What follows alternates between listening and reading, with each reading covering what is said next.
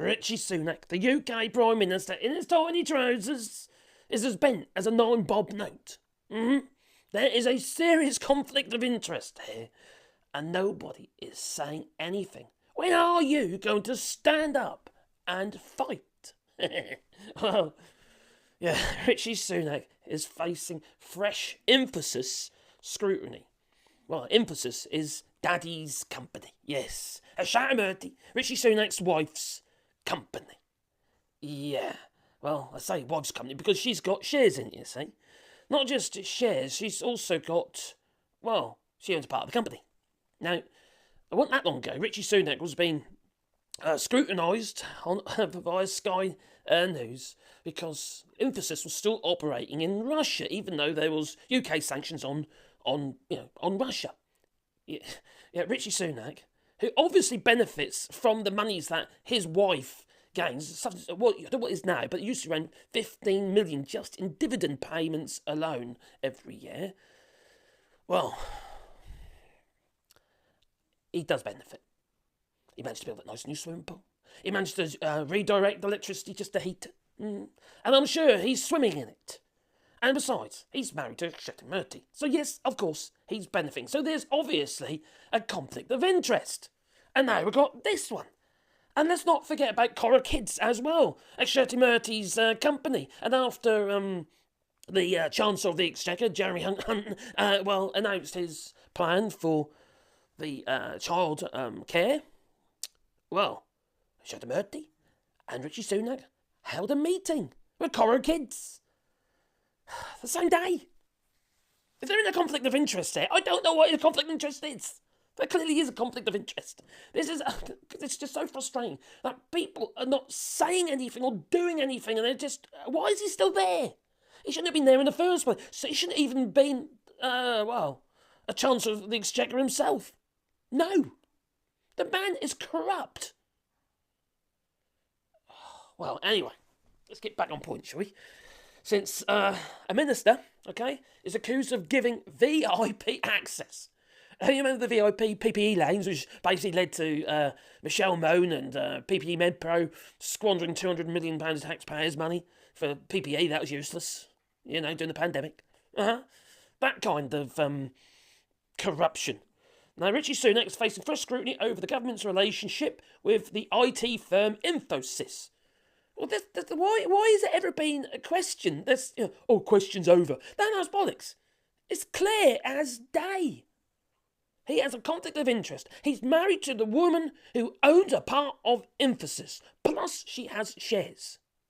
It's Daddy's company. Plus, they were still operating in Russia, and apparently still are. Now, Dominic Johnson, a trade minister, discussed the UK operations of Infosys in a meeting at company's offices in India. And the details of which, members of the Indian company, of which were obtained by the Sunday Mirror for a Freedom of Information request, which means it's all documented. So, why is he still there?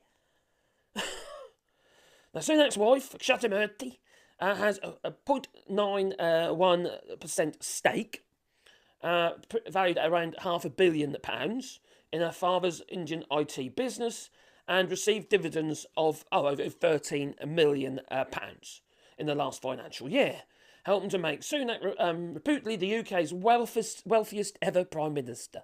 Well, obviously, with what they own and stuff, they're probably worth over £1 billion.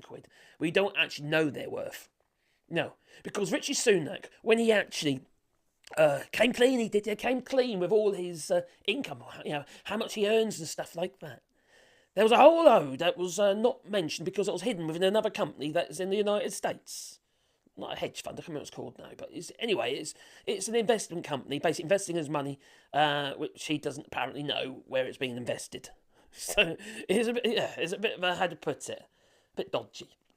Now, a steering brief for the meeting said it'd be good to reassure them on the prospects for the UK economy and remind them of the support that we can provide through the Department of Business and Trade. And it was reinforced in a list of speaking points, which said, we value the relationship with Infosys and will continue to engage at a ministerial level when requested of us.